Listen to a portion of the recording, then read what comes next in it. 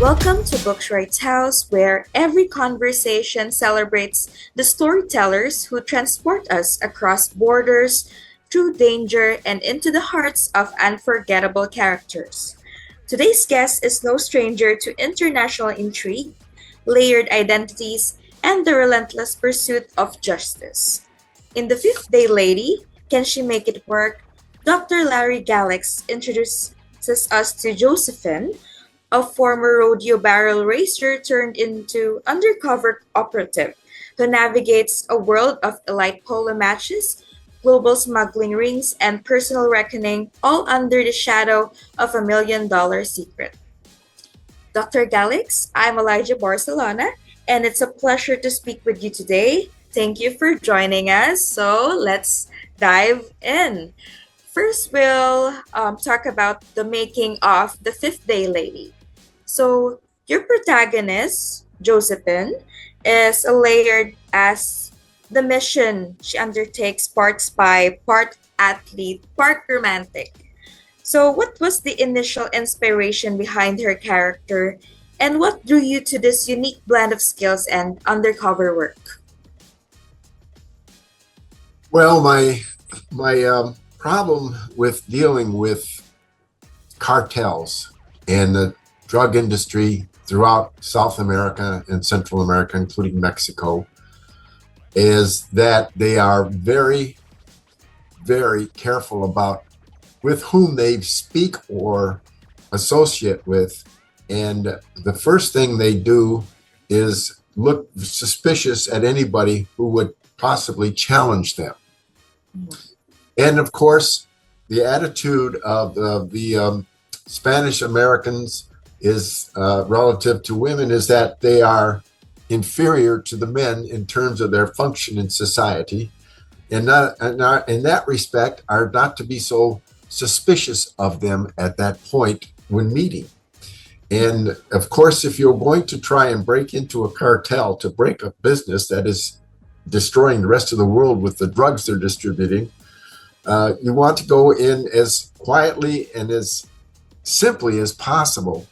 And I thought, well, gee whiz, if there was a beautiful woman who knew her sports that was attractive to the men that they would be dealing with, or she would be dealing with, that would be interesting to consider. They might accept her more readily as an associate, a friend of the family, to speak. And families in the Spanish world are very tight. They don't like to bring in strangers and associate with other people without the family being fully considered.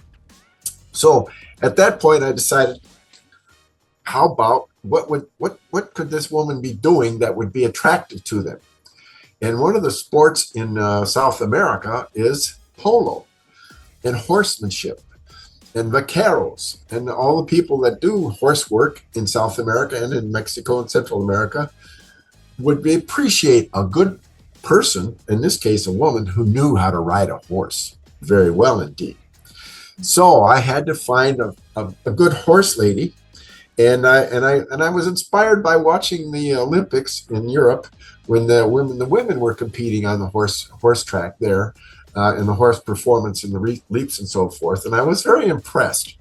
So at that point, with that impression, I said, I need a woman who can ride horses like that. But where did she come from? Well, she's got to come from the United States, not from France.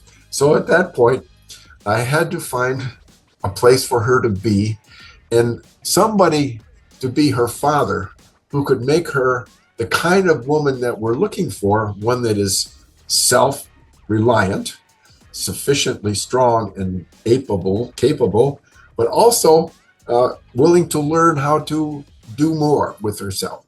And so I found her father to be an ex-bomber pilot in World War II, and he knew how to fly airplanes. And he was after the war, he retired and became a private pilot for Nasser of Egypt, and saved Nasser from being shot down in an airplane attack.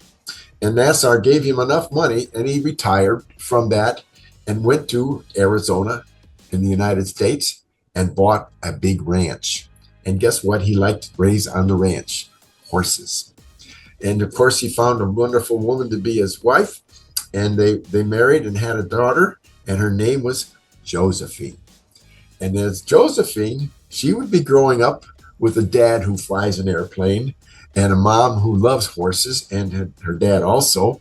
And they actually raise what they call show horses, horses that are quality and are sold in auctions. At that point, she had to learn how to ride a horse. And of course, she became an expert going to rodeos and riding barrel races with a horse, which is a very dangerous race, by the way. They go 35 miles an hour and they make sharp turns. And if they fall off the horse, they could break their neck and die. So she learned that very well and became a champion at that. And then one day, unfortunately, and her dad taught her how to fly an airplane. Well, my gosh, yes, they had their own private plane there at the ranch because they had to fly to Las Vegas for auctions and so forth.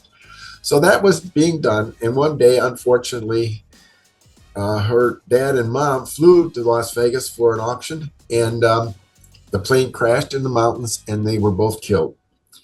And that point, she had a ranch that needed to be financed and was being foreclosed because she didn't have the money from the auction that they were going to. So she ended up in Dallas, Texas, and ended up meeting a man, and his name was Matty. And Matt happened to be, oh my goodness gracious, he's a head of what they call a black operation for the DEA. That's called for the United States government, and trying to track down the drug trade in the United States. And he met her, and he said, "You are a very strong and attractive person, and I think you would be perfect. Would you join the DEA with us and become an undercover agent?"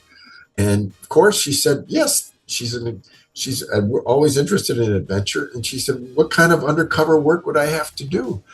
"Well, you don't have to speak Spanish yet, but you'll learn a little bit of it for sure, because we want you to start to meet some people that would hopefully have and that give you action and access to a cartel that's operating out of Florida." Florida, oh yes, oh, Florida's nice, yeah. So they sent her to Florida undercover as the wife of a millionaire out of Dallas, building hotels and apartments. And she was there by herself, and he'd come to visit her in one of the condos that she was staying in. Well, she had to go to a dentist, and that was the object of this meet, because the dentist is an Alvarez, and his folks are from Argentina, and he's a dentist, and he's making a decent living, but he owns his house on the water, and it calls it a dental office. It probably costs $1 million just to be there, and he also has a ranch in West Palm on the other side of the state where he has a polo team and a ranch. Now, how does a dentist own a $1 million ranch and a polo team that costs $1 million to own and operate? So he had given her the advice that you should go and have your teeth checked by this dentist. So she went and met with him to have and at the time she met him, he was attracted to her by her strong looks and her athletic body, because she's a very active woman, and horsewomen are very, very strong shouldered and legged. And he said, "I'm going to a polo match next day or two. Do you think you'd like to join me and see a polo match?" She said, "Oh, yes, that would be nice." Well, then on the drive but I have to check with my husband, who was her boss from the DEA. And she called and said, "I have to go to a polo match. Is that okay with you?" "Oh, yes, that's okay, as long as we know where you're going," and so forth. Yes, that's okay. "Well, you don't have to worry. My Aunt Alessandra is managing our ranch there, and she will take care of her very well." "Okay, well, good. Well, keep me posted." So driving there, he finds out that, guess what? Jennifer knows how to ride horses, and she's an excellent horse person, and she's also what they call a horse talker. And if you know anything about people who know horses, they can say things to horses, and the horses like them almost immediately. And she was like that kind of person. So when he took her to the ranch, and they had a stable there with 16 horses, and they were all fresh horses from Argentina that needed to be trained for playing polo. And he said, "These are the horses. Do you think you can deal with them?" And she walked up to the toughest horse they had there. And Carlos, the one who was managing that horse, he says, "Don't go near him. He'll bite you. He'll kick you." And she walked up to him and she says, "What's your name?" "I have a name for you. I'm going to call you Tribute. You're going to be Tribute." And the horse went, and all of a sudden the horse was her friend. And from that day on, she taught the horses that they were working with to play the game. And now this was a regional match, and one of the other teams that we're playing against was a drug king from Miami who had his own team, and he was looking for status in the world. So he said, beside all the money he was getting from his drugs, he wanted to win a polo match. And of course, Julio, who's the man that she's dealing with as the dentist, says, "Yes, we have to beat this man because he's dangerous to us." And at that point, the game begins, and Julio gets damaged in the game by the drug king because he wants to kill him on the field, but he couldn't do it. It's not easy to do but he had a needle stuck in his pant leg that would come out when he wanted to, and then he'd ride next to him and stick his leg next to his leg and inject him with a solvent that would make him dizzy, and it would dissolve immediately. But if you're dizzy riding a horse, guess what's happened? And you're going 35 miles an hour, you fall off the horse, and the horse keeps running. So he got hurt, and his shoulder was hurt. And Alessandro, who's the coach for the team, she says to Josephine, "You're such a good rider, but we don't have anybody to replace Julio. He's got to go to the hospital. Can you help us finish this game? We're almost winning it, but we have to beat these drug lords from Miami. They're going to try and win this game." Well, of course she knew how to ride a horse, and of course she trained the horses to play polo. Of course she could ride a horse better than any guy on the road there. Mm-hmm. So that's the story, and that's the way it went. She went back to the game, and she played beautifully and scored 3 times. And at the end of the game, they won the trophy for that hearings, for that session. And of course, the drug king was very ticked off because he didn't win, and he was defeated by this lady, which is never heard of in the world. You can have this woman horse beat you on your horses. Well, that was pretty rough. But fortunately for Josephine, Julio's mother was in the audience at the game, and she took videos of all the actions that she performed and sent them back to Argentina to be put on the TV in Argentina because they won this trophy for polo. And all of a sudden, she is now popular with the Alvarez family. The tight family that doesn't allow people to come in and be friendly and go to dinner and have parties together and do things together. But now they're saying, well, gee, but she's in the U.S. and we need you back here, Julio, because we're going to have an international conference here in Buenos Aires, and we want to win that match too because that's great prestige for us. In all of South America, horsemanship is a very big, prideful thing to do. So Julio says to Josephine, "Would you like to come to Argentina with me and help us set up a new set of horses and compete internationally at the polo prizes there, races there?" "Yes, of course we can." Josephine said, "Well, I have to call my husband first." Of course, so now she's making contact with her boss. "Oh, I've been invited to go to Buenos Aires to be with the Alvarez family for the next polo match that they're having." "Oh, well, I can't go because I have work to do here, but you're welcome to go." And then, of course, Alessandra picks up the phone and she says, "No need to worry about your wife. I will watch her carefully and she will be well treated and nobody will bother her. You understand?" "Yes." "Okay, she's my care." All right, yes, you're the boss. Okay. So that was fine. And of course, they had to get from where they were in West Palm back to Venice on the west coast of Florida. So they got in their, believe it or not, armored vehicle that they were driving, which was one of those four-wheel SUVs, and they started driving across the country to the Everglades area, and it's very lonesome out there. There's no houses, no cars, no traffic, and all of a sudden a helicopter comes down and starts to attack them.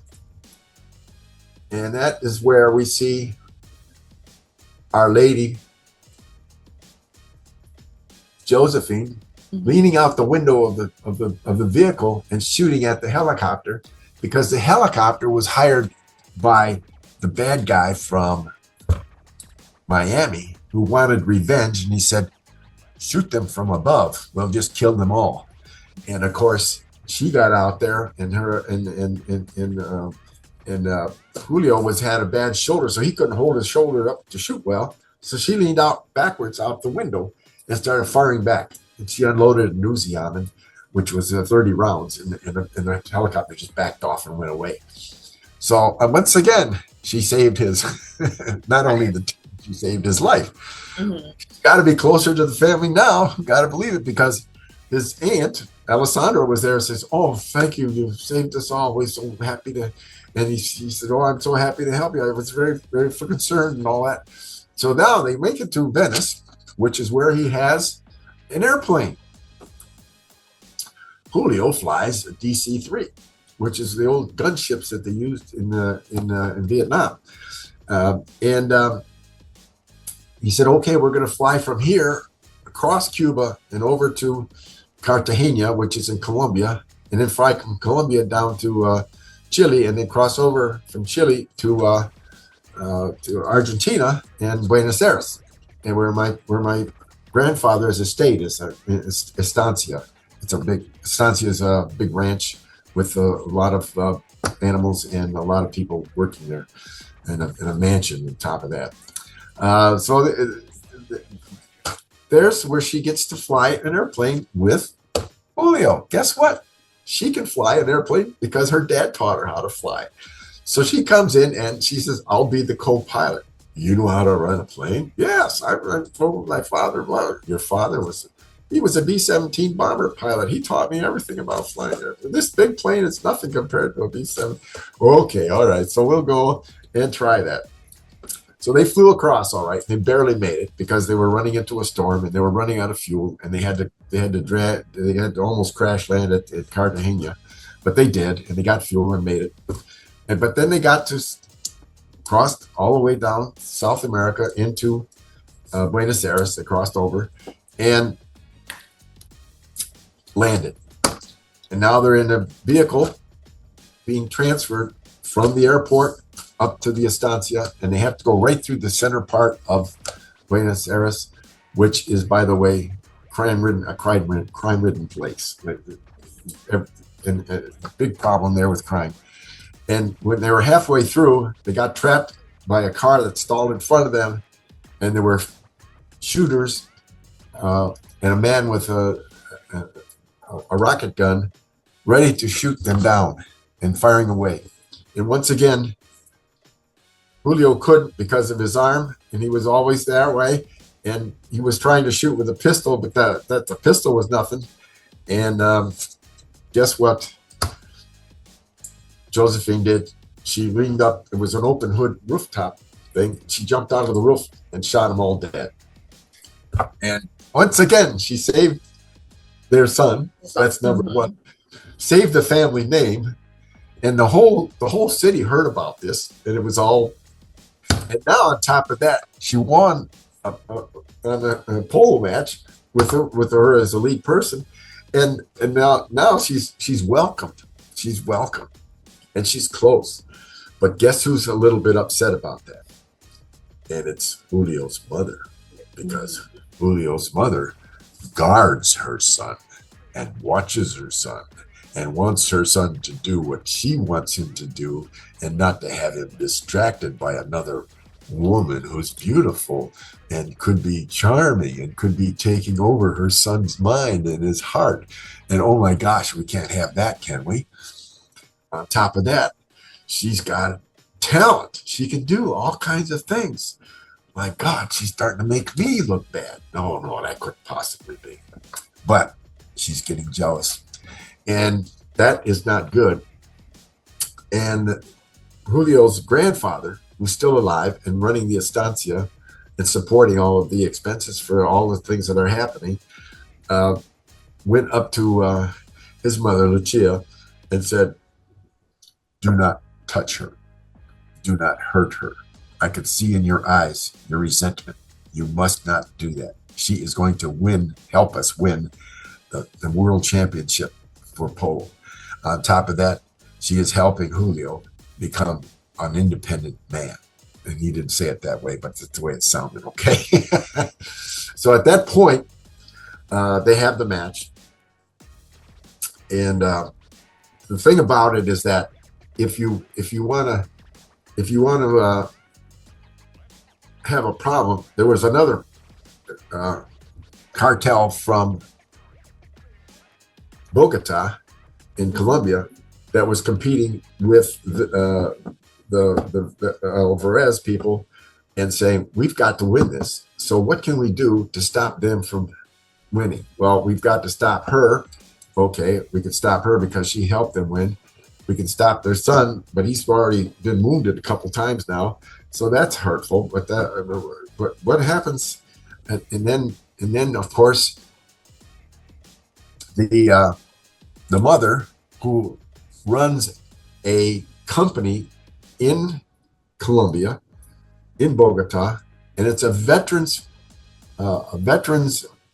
pharmacy for not veteran people, but for animals, an animal pharmacy for horses and pigs and cows and so forth. And so they were producing pills for those kinds of things. And one of the things that they have problems with is a fly that infects will bite into a horse or an animal and create an infection. And they actually lay down and die eventually if you don't take care of them. Well, they infected all the opponent's team's horses. So they were out, and in the end, they did win. And because of that, they had a big celebration. And then Lucia said, "Let's go to Bogota, and she's now a part of the family. She's really a part of the family. Everything they do with her as well. So let's go to Bogota, and we'll go to the pharmacy, and my son will show you what we're doing, and maybe you can help him to do what he needs to do, because she sent him to Michigan at the University of Detroit to learn how to be a businessman and also a dentist, and also sent him to Harvard to learn how to run a business. So all of this was being done with his plan to be taking over this business, this pharmacy business." Well, okay, that happens. And what they find out is that what's happening chemically is that they're taking these pills that they make for horses and pigs and so forth, and they're mixing them with drugs that cannot be traced by a simple test. And these drugs are being shipped all over the world as medications for animals. And then they're pulling in $1 billion as shipping, $1 billion a year doing this. And when they found out, and of course, this was found out by Josephine, and then she passed it on to Matt, who then sent Manny from Texas, and then and Juan, who was also the undercover agent in Colombia for the drugs, to work together and try and find out how are they doing this, and where's all the drugs coming from, and how are they getting out. Well, then they went on this. Then they found out that they were dealing with another outfit in Spain that was sending them parts of the drugs that they need. And then they found out, and they went to Spain, and then they found out from there that they were getting shipments from Paris. And they went to Paris, and they're in Paris, and they run into some Russian guys who are guarding this barge on the Seine River. And they got caught in there, and they found out all the paperwork for all the shipments were coming from St. Petersburg in Russia. And what's going on? Oh, the guys who were guarding and working on the barge came in and found them, and they had a gunfight there. And of course, fortunately, the one and Manny survived and killed the other two bad guys, and they got out in time and started the route to go to St. Petersburg. In St. Petersburg, and this is part of my experience. I'm writing from experience because I have been to Paris. I have been on the Seine River. I have been on the boat on the Seine River. I have been to Madrid, and I have been to other places in Spain as well. And I have been to South America, and I've been all over the Caribbean, and I've been to Mexico, and I've also been to where I was in Russia. I was in St. Petersburg and Moscow. So I've had these travels, and my wife and I have traveled throughout Europe, and including the Eastern European countries and Western European countries. So we've done this traveling, and with the traveling, you get a feeling for how things happen and where to go if you're looking for things to happen. And I found when I was in thinking of where to go in St. Petersburg, I remember going into a building.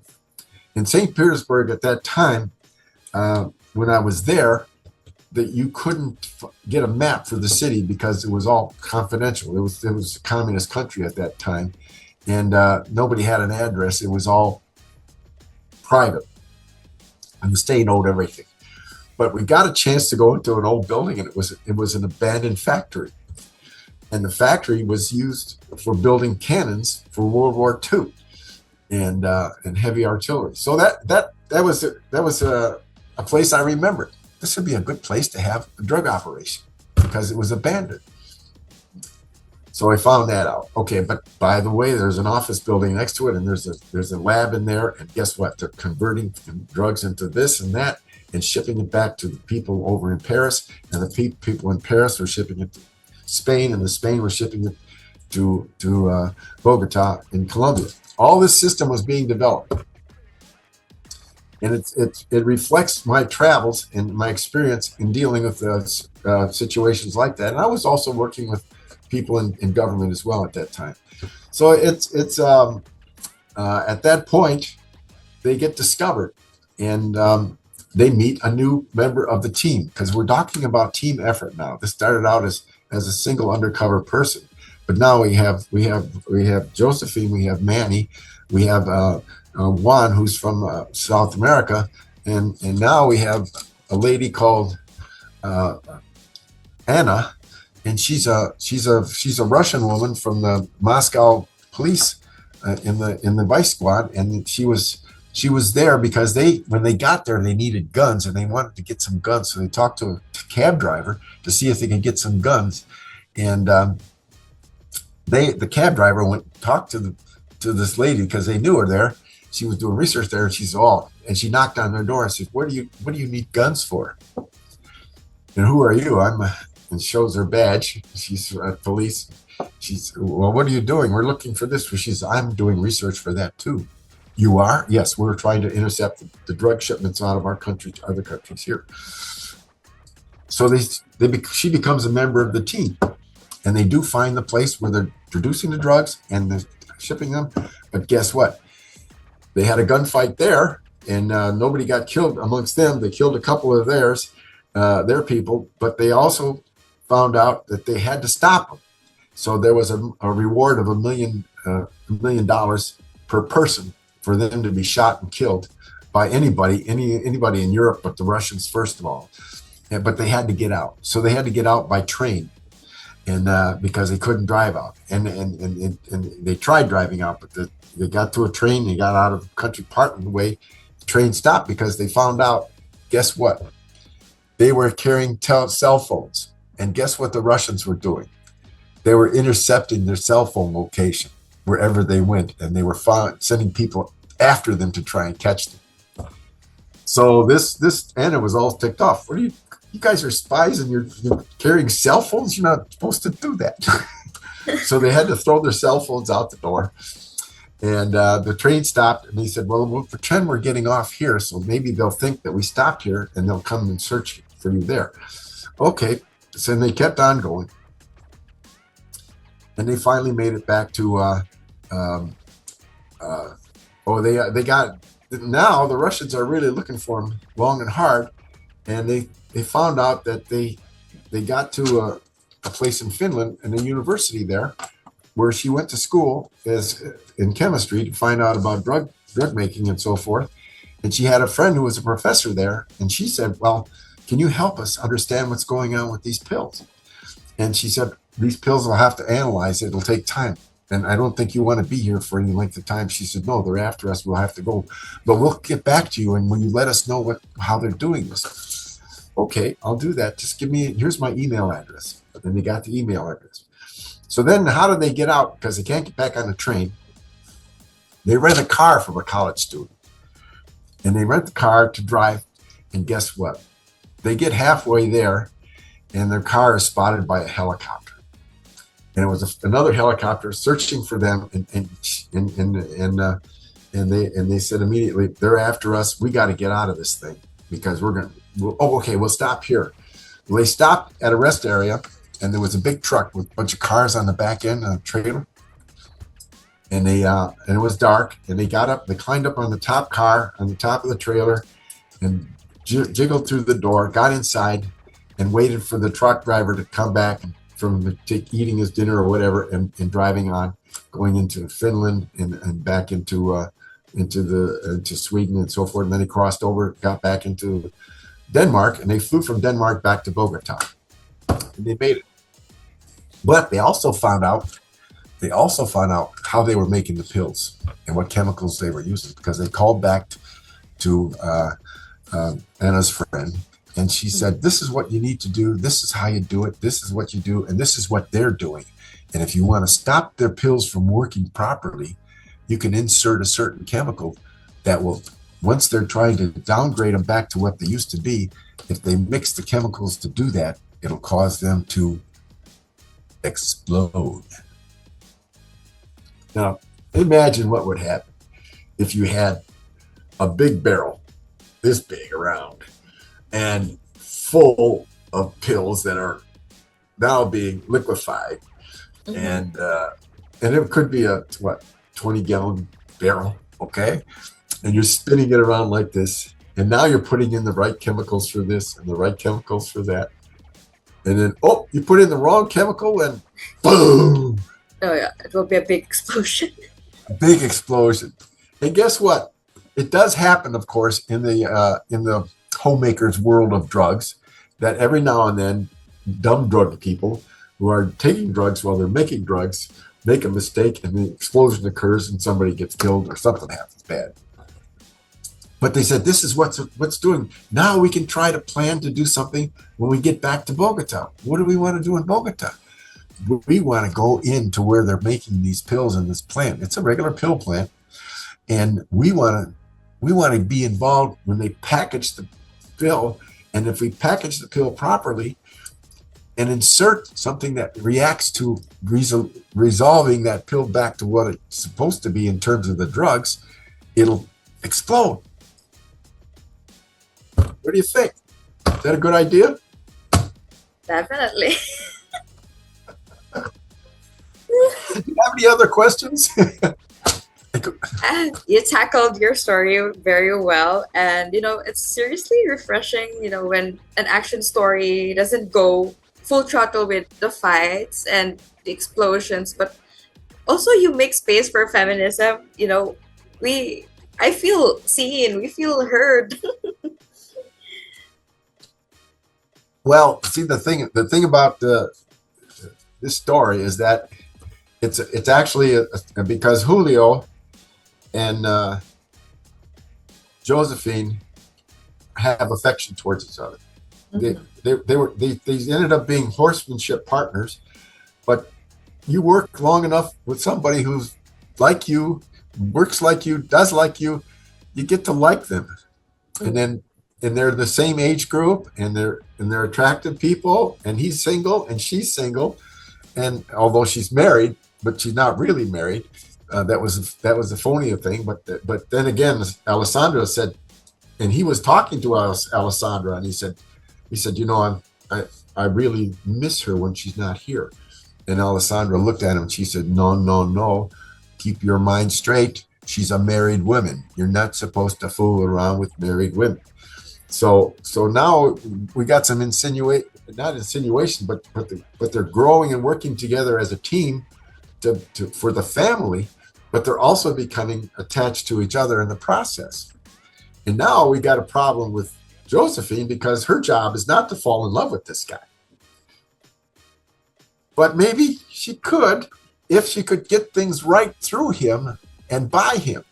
So now Josephine has to become a big planner, because if she can convince him that his mother is a bad guy, is the person who's selling these drugs all over the world and causing all this damage, maybe he would want to change so that he wouldn't have to do that too, because I think he's a right person.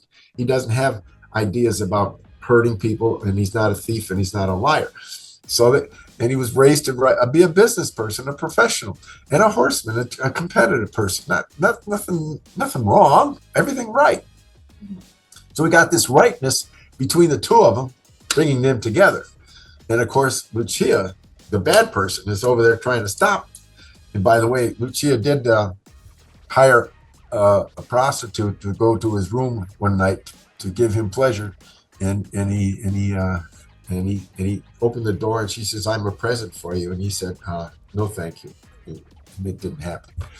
So it's going that way, and in the process, other people are watching them closer when they're in Bogota. And now we're talking about the cartel guys, the big guys, and they're seeing what's happening, and they're saying, "Hey, first of all, we want to take over this company because it's being run by Lucia, and she's a woman. She doesn't know anything about business. Of course she does. She's running like crazy, but they want to take it over anyway. So now they don't hesitate to kill people in those countries. If you're in a way, you send out some soldiers and they shoot you, and they're not regular soldiers. They're hired soldiers, and so forth. So that now we got this problem. Lucia's now suddenly feeling the pressure that they got a system and they got it going and it's working, but the generalissimos, and this goes back to the corruption that's in government as well as in the politics, that they want to take over the business. They want to buy it. Of course, Lucia doesn't want to do that. She says, "We're just going to make it bigger. That's all, and you'll make more money." And of course, they got to have their what do they call them? A niñas. You know what a niña is? What's Niña? A niña is a young lady who acts as a mistress for the wealthy men, the gentlemen of the society, but she also has a boyfriend who she's planning to marry on the side, and she serves as his mistress until she's ready to. He tires of her, and then she takes the money that he pays her to go and join her boyfriend and be married and start a family. And I learned this from a guy who lived in Buenos Aires, and he was a corporate executive running one of the automotive plants in Buenos Aires. And he said, "There's two things you got to worry about in there. One is the niñas, and the other thing is kidnapping." And I said, "Kidnapping?" He says, "Yeah, we had to have armored cars where I lived. In my house, I had guards guarding our house, and I had an armored car that I rode back and forth to work with. And then one thing we always had to worry about was kidnapping of executives so that they would make money on returns." So kidnapping was a problem there too. But so that happening in Bogota, the cartels decide they're going to kill everybody. They're going to kill the whole family because they control the business. And he had one traitor in the guy who was the president of the phony president of the company. And he agreed with the cartel leader that, yeah, I'll run the company if I'm now available with nobody else to interfere. So this is where another big gunfight occurs. and this is on in a rooftop condominium with a tennis racket on the roof, tennis court, and they were celebrating the final shipment of their big $1 billion shipment all over the world. And that was just the family and two guards that were in the place as well. And remember, Adolfo, who was Julio's father, was also a general in Juan Perón's army. So there's that.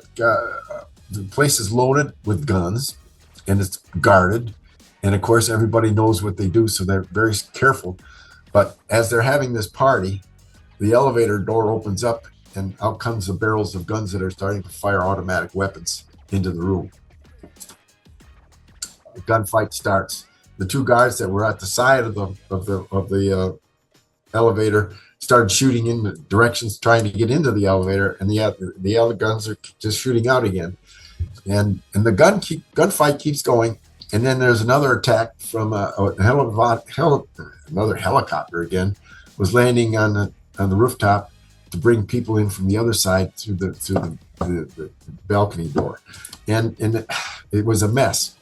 And of course, I use helicopters a lot in my book because I rode in a helicopter, and I'm also I used to fly an airplane, but I gave that up because I did have a crash once, and I thought it would be better to live for my kids, not fly an airplane. Yeah. So, but there was a big battle there, but they did escape, and unfortunately, Adolfo, that was Julio's father, sacrificed himself because he held them back while they tried to escape through the kitchen. And behind the kitchen was a refrigerator, and the refrigerator opened up as a door, and they could escape out of the apartment that way. And then once it's sealed, they couldn't open it again. But he held them back with his gunfire, and he was finally overwhelmed. And of course, Julio was very upset about that, and sorry about his dad giving up his life to save everybody else. But they got down and got into their armored car, and they got through the crowd. There were snipers out there looking for them, but they missed them. And then another romantic part of the story, the one that you might say, well, what was the nicest part of the book that you like to write about? And that was in the boat trip. Now there's 1 million pesos on everybody's head, offered by the cartels that are taking over. So wherever they go, they would be watched. And if they get caught, and they're sending soldiers out and snipers out and everybody else out looking for them. And the word is out, 1 million pesos. Well, Julio and Josephine got out. They went to Montmartre, which is a mountain thing there. And that was where they had tourists. And they could act like tourists, and they could get down into a tourist bus and go to a bus station and take that bus ride up to Guadalajara in Colombia. And in Guadalajara, they had a sailboat. And they used the sailboat for transferring components of their drug system from Cuba, where they had a farm in Cuba growing certain elements of the drugs. And it was a twin-hulled boat. It was 50 feet long, and it had diesel engines in the back. It was twin hull, and he said to Josephine, "We can make it across the Caribbean with this boat. We can get back to Florida. We will escape." And they did get on boat, and he taught. And of course, he didn't know anything about sailing. Of course, my wife and I have sailed a boat. We had a sailboat. And of course, we got caught in a storm. And guess what? They get caught in a storm. But they also got caught they got out on the Caribbean. And the other problem on the Caribbean is that people don't know too much about is that there's pirates out there. And the pirates basically capture boats that are on the water. They kill the people on board and use them either to move more drugs to different parts of the Caribbean, and also to change the boat and resell it and make money on it. But and of course, Julio's dad had fixed the boat so that they had weapons on board, and it was set up to make a long trip back to Cuba. So they didn't have to worry about stopping for fuel or anything like that because it was a sailboat. They had sails, they didn't have to worry about running out of fuel. So they got halfway through the Caribbean in the middle of the night, and then all of a sudden a motorboat came along, was shining its light at it, and they got it on their radar. They had radar too, and Julio said, "They're after us. We got to stop them. They're going to try and kill us. They're pirates."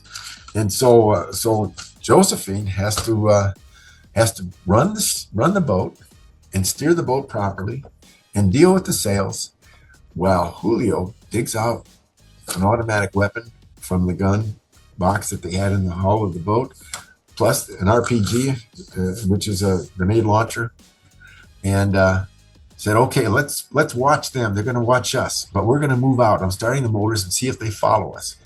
And yes, they followed them, and it was already 3:00 in the morning, and now they started getting closer, and the beeper went off on the radar saying they're getting too close. So they said, "Okay, start the motor." Moved in closer, and he started shooting. And he shot them, and he shot the RPG, and he hit the boat, and he hit the pilot house on the boat, and it blew it up, and then stopped them dead in the water. So that was great. So what's next? Well, we got problems. What's the problem? Well, there's a lot of holes in our boat. They were shooting at them too, and we can't get all the way back. We got to stop. Where are we going to stop? Well, let's stop in Cuba. We can't stop in Cuba. That's Castro. No, we can go to Guantanamo. That's an American base in Guantanamo. We can go there. You're an American citizen, aren't you? Yeah, I'm an American citizen. You can go there. I'm an American citizen. No, you're from there. No, I have a citizenship. I got my citizenship. Okay.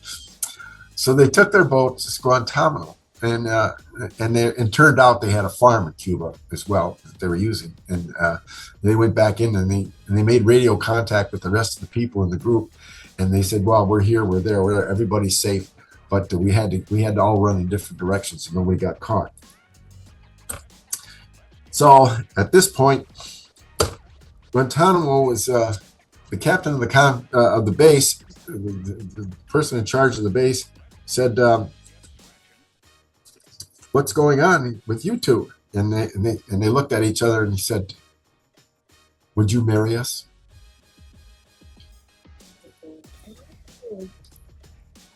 "Would we marry you?" "Yes, we want to be married. You're a captain. You can marry us. Yes. You're the captain of the ships around here. You can marry us." Well, yes, but and by this time the search boats that went out there looking for the pirate boat found them, and they came back, and they said, "Yeah, they did a good job on them. We gotta help these people out." So they said, "Okay, we'll fix your sailboat, and guess what we're gonna do for you?" And they said, "Well, what is that?" "We're gonna have a wedding party for you, and you can get married in our church. We'll marry you in our church." So that's what it was, and it was an opportunity for everybody on the base to get dressed in the uniforms and looking sharp. And of course, they did have the wedding in church, and they had swords out and everything as they came out through the group coming out after the marriage ceremony, and they had a big party for them at the place where they have dinner. By the way, in Guantanamo, they have hot dog places and hamburger places. I think they have regular stores and things. So anyway, that's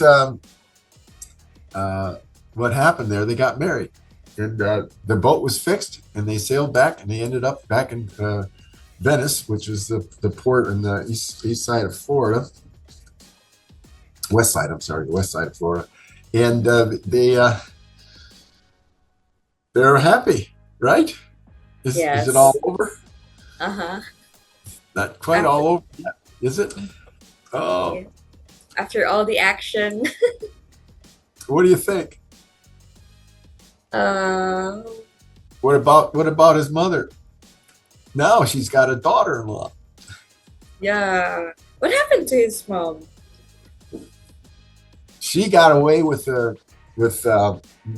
Matt. Matt was from the DEA, and he had access to private planes that he could hire through the DEA, in Mm-hmm. uh, in Bogota, and that's so those two got out, and they flew Mm-hmm. to Dallas, Texas, and she wanted to fly to Mexico City because she had money in Mexico City and paperwork on all the people they were dealing with all over the world, the names of the companies, the names of the people, the amounts of usage, and so forth. So here's a gold mine for the DEA if they could just get those papers. So now um, Matt's boss said, "You're on a black operation, and you've done things that I could have you thrown out right now. I could put you in jail for some of the things you've done. You haven't gone by all the rules." "No, but look what we got." I says, "Well, let me tell you something. You can do something that will make up for all the stuff all the money you've wasted or spent, and you didn't waste any of it. But you can make up for it if you can get me those papers that she's got in Mexico City. And we can go after all these places all over the world. We'll give it to the different countries, all the police in the other different countries." "Oh, yeah, that's an idea. But you're going to have to be nice to her." "Oh, got to be nice to her?" "Yeah." "How nice?" "Very nice. That kind of nice. Friendly nice." "Oh, no. Yes." So, and of course, Lucia is a very active woman. She was attracted to him as well. And she's actually looking at him saying, "Well, when are we going to have some fun together?" Mm-hmm. Yes. "Well, I don't know, but I need to go to Mexico first." I said, "Oh, yeah, well, I'll go with you. You'll come with me to Mexico?" "Yeah, I'll go with you. I have to." "Well, that'll be great. Let's go." So they go to Mexico, they get the stuff, and they come back. And um, they start to like each other. Mm-hmm. He starts overcoming his liking. And then she's starting to change too. She's starting to see how right these people are and how wrong she has been. So she's not a cartel um, monster, but she was running a business and keeping the business together for the family. So now she's saying, "Well, I don't need to do this anymore. I can do something else. And maybe I can make up for all the wrong things that I've done in the past." And she's starting to think this way. And of course, Matt's saying, "Yeah, that would be great." And now Matt's starting to show not only what you would call uh, undercover interest in her, now he's starting to show personal interest in her as well. So now we got another relationship growing that way. And of course, Anna, who was from Moscow, was getting to know Matt while they were trying to escape from Russia because she was with them all that route. And she ended up in Las Vegas with him because they thought there would be a Russian uh, office there, but there wasn't anyone there. And then she said, "Well, I need to get papers to stay in the United States." He said, "Well, there is a way around that." And she said, "Well, what is that?" She said, "We could be married." Oh. Well, that's how the story goes. But Mm-hmm. the point of the matter is that my imagination is a lot to do with having traveled a lot around the world and meeting different people. And I'm a listener. You hear me talking Mm-hmm. now, but basically, Yeah. I meet people, I listen to people and they tell me stories. And I have listened to people who were with the CIA. I've listened to people who were uh, undercover agents. I've listened to people who were snipers in Vietnam. And they have told me their stories, and I don't brag about them. I don't throw them around, but I see from them how things can really happen. And all I can do is, when I do that, I see things that really happen. And I say, well, if they really happen, I'm not making things up, and I'm not telling what people told me, but I'm seeing how they could have happened that way because other people have had things like that happen to them. So the interaction of the people and the conflicts that occur are things that I have found out about by talking to people who are actually flew airplanes in Vietnam and flew and flew helicopters. I rode with a guy who was a helicopter pilot in Vietnam, and he scared the crap out of me, but driving me up and down hills, 20 to 30 feet above the ground, showing me how close he got when he had to rescue people in the jungles, in the fields. So there's a lot of evidence that the experience has much to do with what you think and say in your thoughts. But the whole thing started because when I was working in southern Florida, in Sarasota, I was working with a man who was a chemistry major, and we're talking about all the drugs and his wife was was escaped from Cuba with her dad. Her dad was a cigar manufacturer, and he was confiscated. His cigar manufacturing plant was confiscated, and then the soldiers came up to their house in jeeps and said, "You have the right to live in one room in this house," and it was a giant mansion. But we're going to be people here to live in your house with you. And the owner said, "Well, you've taken my business. Now you're taking my house." And he says, "It belongs to the state. It's not yours." And so they said, "Well, you have one room. This is it, and the use of the bathroom and the kitchen. That's it." Okay, so he said told his wife and his daughter to pack everything they had that they could carry in luggage. They loaded up the Jeep that they had, which they left behind, and drove to the airport. And guess what they didn't know? Her dad owned an airplane at the airport. He said, "We're leaving Cuba now." And they got in the airplane and they flew all the way to Miami, landed the airplane in the airport in Miami. He sold the airplane for several $100,000 and started a new business in Miami. But in the process, they had relatives and everything else. They were learning about how bad things were in Cuba, and how the drugs were being shipped through Cuba as well as around Cuba. And that's when I got to talking with him because of what he was telling me. And he said, "Oh yeah, did you know that you can? They're dissolving this stuff and reformulating it to get to hide the actual fact that it's there." And they make it a liquid form, and then they ship it out as a liquid. They dry it again and create solids again, and repress them back into pill forms.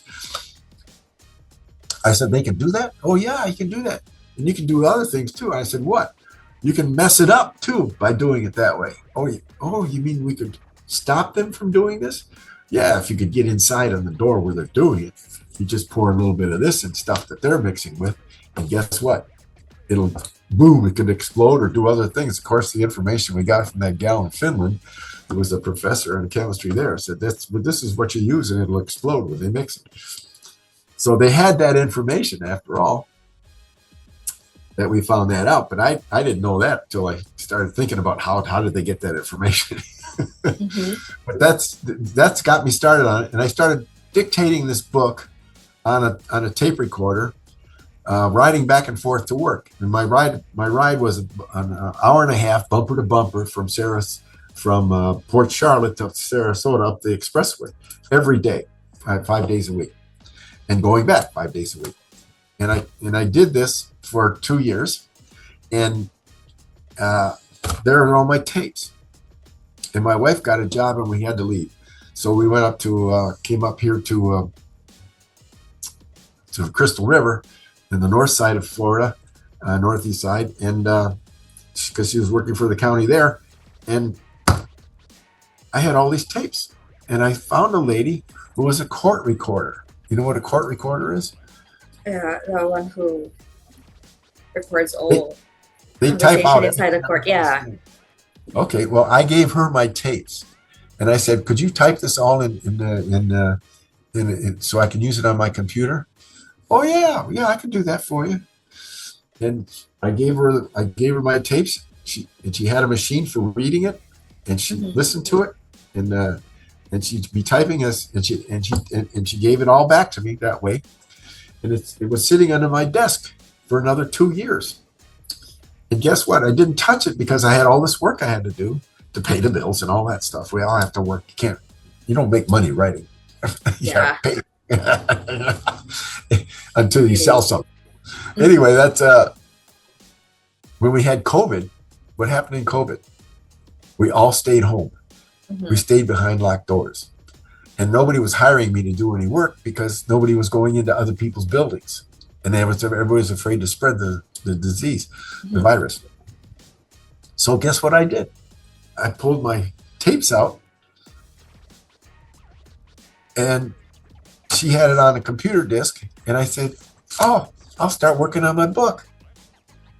And it took me a whole year because that's how long it took to do it. But I typed it out on the computer and went through it and went back again and redid it again and redid it again. And you know how when you write something and you rewrite it again and again, and then Mhm. then you go back and you say, oh, this is wrong and that's wrong, and you correct that.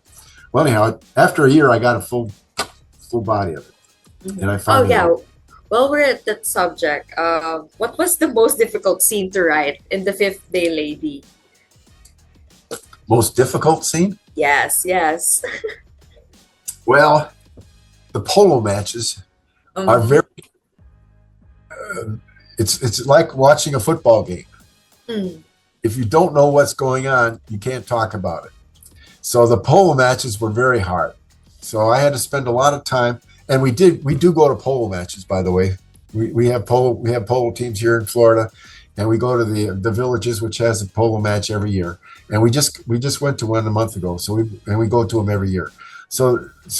Polo matches are hard to write about because you've got to remember you're dealing with people on horses, and they're moving fast, and they're doing things and trying to catch it all in a language that people can appreciate and visualize it while you're writing the words. And that's a real challenge. The other one that was equally as hard was the gunfight and the condominium, rooftop condominium in Bogota, because Mhm. uh, because and their escape route. The escape route was difficult too. Those are the two hardest things, and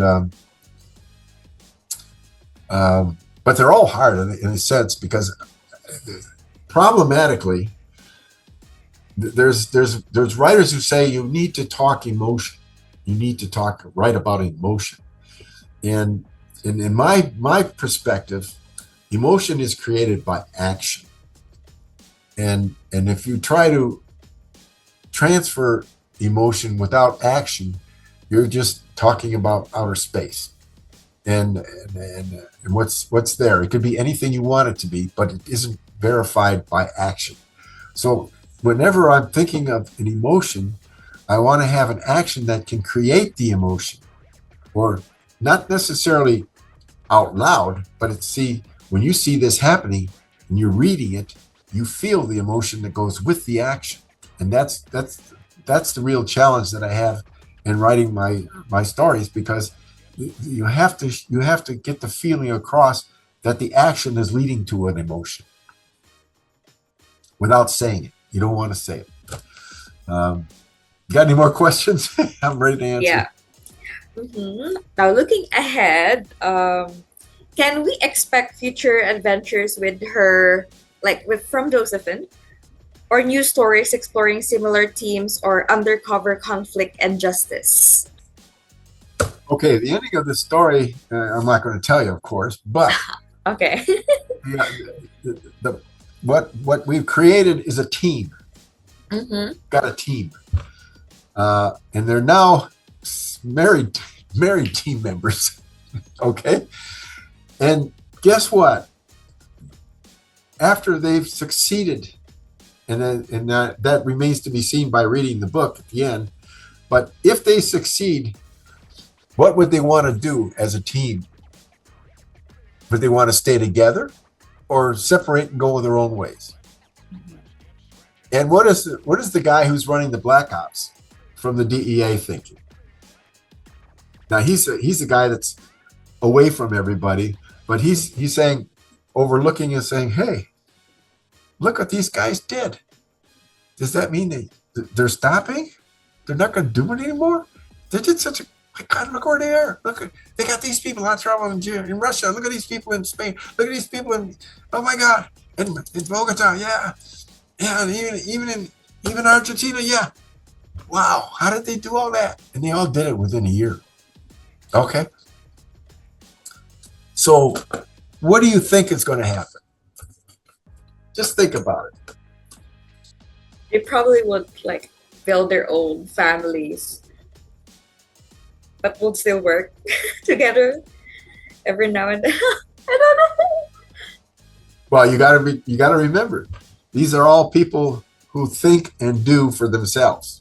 They're self-directed, confident, strong-minded, Indeed. but cooperative, right? They know what it Yes. means to help, and they know what it means to accept help, and how well you can succeed so much better with help. Okay, so these are the premises of a good team, and that goes for football, basketball, and when I watch baseball, the women baseball teams, softball teams, you can tell there's teamwork there because all the people are working together to make them win, and this kind of feeling doesn't dissipate very easily, does it? It's a good feeling, isn't it? Yes. Now, after all this had been done, don't you think they might want to consider about, we did pretty good. Yeah, we did. And they're having a little celebration. Yeah, we did this, we did that. Yeah. Oh, yeah, but we got another problem here. What's the other problem? Fentanyl, another drug coming from China. How are we going to stop that? And of course, the President of the United States wants to stop it. They're killing 100,000 people a year in our country with fentanyl. And what are we doing to stop that? What can we do and how can we do it? A new message, a new question, a new challenge. Do you think the team will want to come back together again and try a new angle on getting back to the fentanyl business and how it works? Because fentanyl is very, very, very loose. Fentanyl comes out of India as well as China, and it's all over the world. And there's a big question here: how do we deal with these things? And how are they getting the fentanyl into the United States? Well, they're not getting the fentanyl in the United States from China. China's sending not fentanyl; they're sending the precursors for fentanyl. See, you can make fentanyl in your garage. All you have to do is have the right components and a recipe and how to do it and what to heat, what to stir, and what to mix and so forth. And you can make it. And they're doing it in Canada, by the way, in the garages. And they're selling it from Canada to the United States, which is what Trump has been concerned about also. We're getting fentanyl out of Canada as well as Mexico. And how are the Mexicans getting the fentanyl if the Chinese government says, oh, we're not allowing them to ship fentanyl, but they can ship a package this big, a package this big with enough fentanyl in it to make us, 10,000 pills. So they don't have to send the big bulgy things. They can send little packages from China with different things labeled on them, and they come in through another port, and they come back down to the border in Texas, and they said, oh, you can take that across the border. Nobody's going to stop you going into Mexico. You're not going to get customized, examined, and going into Mexico. So there's a problem there. So do you think they're going to try and deal with that problem? Well, according to you and according to their characters, I think they would. Yeah, and even the DEA agent who was black ops operator saying, well, this is such a great, we got this team together. We got to do something with this. This is too good to be true. We got to make this, we got to keep these guys going. Now, I got to remember they don't have any children at this point. Yes, I think they're living for the thrill. Well, anyway, that's another question answered, I think. You got any more? Okay. Before we go with the last question, can you give any advice to those looking to create complex characters and fast-paced, intricate plots? For aspiring writers, what advice could you give them? Okay. Observation. Okay. You have to be an observant person. You have to look at everything, and almost I don't want to say I can memorize everything I see, but there are certain characteristics of people, of things that I remember as unique, and I can recall them, and they come together to me when I'm looking for something to make something happen. For example, places where things can happen. I've been in factories. I've been in boats. I've been in airplanes. I've been in ships. I've been underwater. I'm a scuba diver. I've driven fast cars and slow cars. I've been on trains. I've been in trains. Uh, uh, there's all these things that you do that you get familiar with, and then you get familiar with the people you're talking to. And the other thing, and my wife hates this when we go to the doctor, because I sit in the, especially when she's going, and I have to wait for her in the waiting room, because she's going in to see the doctor, and I'm sitting there, and there's a person next to me, and I say to them, "Where are you from?" And all of a sudden, we start talking. And guess what? I find out where he's from, where he's been, how long he's been working, what kind of job he had, and how he's doing in Florida, and when he's going back to see the kids and all that. But I'm also finding out, specific characteristics of him. And I found this out by asking people. They were, especially in Vietnam. I taught a course when I was in Wisconsin. I taught a course to Vietnam veterans that were taking the course, and we'd have meetings afterwards, and they over a bottle of beer, and we start talking about everything that they did in Vietnam. And all I did was listen, and I'm a good listener. And I think that's another factor. People that talk so much, sometimes they don't listen anymore, and they keep saying the same things over and over again. I don't want to do that. I don't want to be redundant. So there's the issue there of just being a good listener, being a good observer, and I don't think you have to read a lot, but you have to read to understand good writing, and read good books. And some of my best writers, of course, I would have to tell you are, oh my God. Oh, I'm sorry. Fine. I had a problem when I was in school that I wrote like William Faulkner, because my sentences were a half a page long. And that's a style that I had to unlearn when I was going through school, because he kept saying, shorten your sentences. And then I had to tie them together with other words and create new words to do that. So sentence structure is a big deal. And there's those kind of problems to be concerned about. And of course, Ernest Hemingway was one of my favorite authors, because he's a man of action. He went out and did these things and then wrote about them. He wrote about the old man in the sea, because he went fishing in a boat, and he knew what it was like to fish in the Caribbean for that out of Cuba.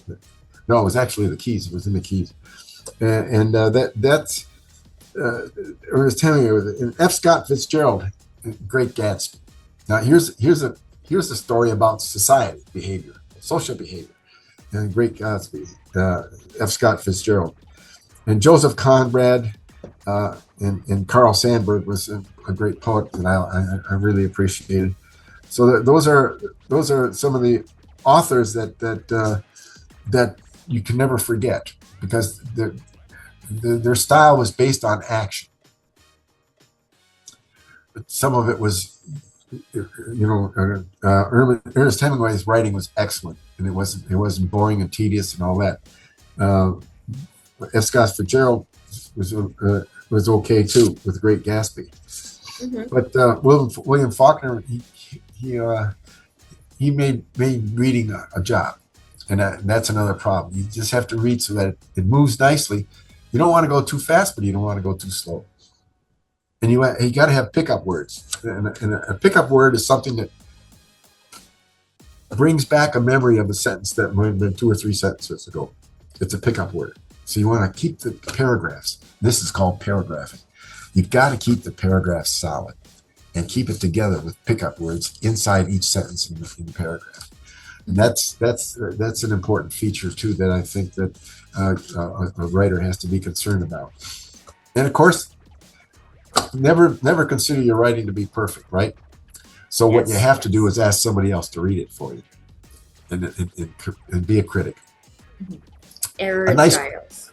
Yeah, some are not nice critics, but the I've had some good reviews on my work, and then I had one bad review, and it was sad because basically the guy was talking about there was not enough emotional language, and I thought I was creating emotion by action, not by language, and I consider that boring stuff. It's like reading a book on psychology. It's boring. Am I right? Yes. Okay. Finally, can you show us the physical copy of your book? And can you invite our viewers to read and purchase your book? And where can we buy the physical copy? Okay. You got it? Yeah. Can you like move a bit backward? Yeah. Okay. Perfect. Okay. Okay. We have a publishing problem. I published this last edition because I was having trouble with the self-publishers, which is the publishing industry is problematic with people who don't do what they say they're doing, and you pay them for it and you don't get your money back. I've republished this book 3 times with 3 other publishing companies, and it bothers me that because of what I'm doing now and all the advertising and promotion that I'm doing now, they're benefiting from it, but they have not paid me 1 royalty at all, not 1. And I'm sad to say that. And one of them was actually arrested by the FBI. That was called Page Turner. They were trying to escape the country when the FBI got them, and they had, I thought it was $40,000 in cash in their pockets when they grabbed them.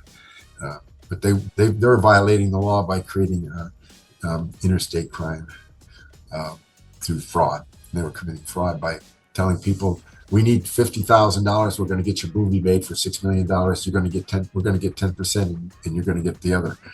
And of course, that never happens. And it has. And the people that I've talked to said, "Oh yes, I had an author who lost $200,000 on those people." And they took them right down the pathway of all the smiles, all the support language, all the paperwork and everything else. And I even was interviewed by somebody from Warner Brothers who was an actor, not an executive. And when I asked him to send me a copy of his driver's license, he hung up on me. You need to beware of those. Got to be careful because the industry is full of cheaters and liars, and so we have to work on that. And it's happening, but we need to be new people. I'm a newbie, and I published my first novel, and I published my poetry book called Be Alone with Me, and that was poetry that I've written all my life since the 9th grade in high school. And the other one was A Fish Called Bad Eyes, and I wrote it for my grandchildren. It's a children's book. That's on the internet too. But I'm not here to advertise them, but I mean, how do they order the book? You can contact Ingram. Ingram, you know about Ingram? No, but Ingram is the people who print the book. They print this book, and they print this book for me, and I'm listed as the publisher. You buy it from the Larry Golicz, LJ Golicz. I'm the publisher, not somebody else, not another company. Okay. I wish I had a better way of saying that. Although they could contact me and send me a check, and I'll order the book and have it sent to them. How's that? Okay, that's very clear. Okay.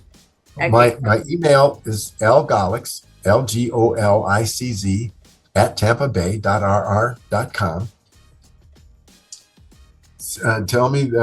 Send me an email that they would like to buy the book, and My address is 5738 West Hunters Ridge Circle in Lecanto, Florida, Mhm. 34461. And I'll sell the book for $8. And that's the paperback here. I can sell it for $8. And I'll order the book directly through Ingram and have them print it and ship it to them. How's Okay. that? Okay. Can you do that? Okay. Yes, yes. Dr. Golicz, thank you for joining us today. The Fifth Day Lady is more than just a high stakes thriller, it's a study of identity, trust, and resilience. We are honored to have had a window into your creative process. To our listeners and readers, thank you for being with us here at Bookwrights House. Until next time, may your stories be thrilling, your missions worth the risk, and your characters unforgettable. Thank you so much and have a great day ahead.